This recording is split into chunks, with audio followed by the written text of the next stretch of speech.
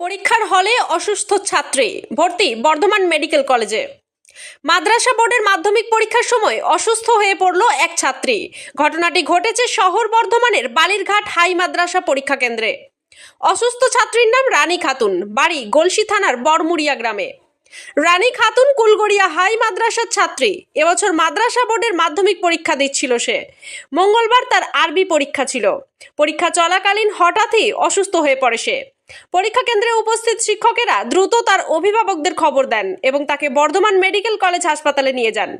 মঙ্গলবার দুপুর 1:45 হাসপাতালে ভর্তি করা হয় রানীকে। বর্তমানে সে চিকিৎসাধীন। শেখ আজাহার উদ্দিনের রিপোর্ট, সোজা কথা নিউজ, পূর্ব বর্ধমান।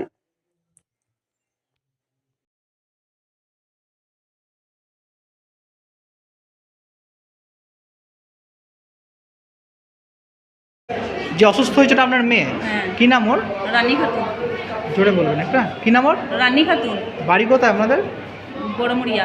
বড়মুড়িয়া থানা কি হচ্ছে? বলছি বলছি। ও কোন স্কুলে পড়তো? ফুলগড়িয়া হাই মাদ্রাসা। মাধ্যমিক পরীক্ষা দিচ্ছিল, তো কি হয়েছিল কি? ওই পেটে যন্ত্রণা, বমিস। কোথায় সিট পড়েছিল ওর? বালিঘাট। বালিঘাট হাই মাদ্রাসা, হ্যাঁ। বর্ধমান হাই মাদ্রাসায় পড়েছিল। যে পরীক্ষা দেওয়ার পরেই আরম্ভ হয়ে গেছিল? হ্যাঁ, রাত্রেতেই হয়েছিল। হুম, তারপরে আবার পরীক্ষা দিতে গিয়ে আবার হয়েছে।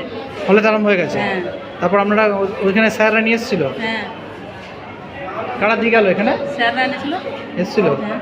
এসে দিয়ে গেল। তো পরীক্ষা দিতে পেরেছে? না, ওই 1 ঘন্টা মতো পেরেছে। 1 ঘন্টার মতো পেরেছে। হ্যাঁ। আজ কি পরীক্ষা ছিল? আরবি। আজকে আরবি পরীক্ষা ছিল।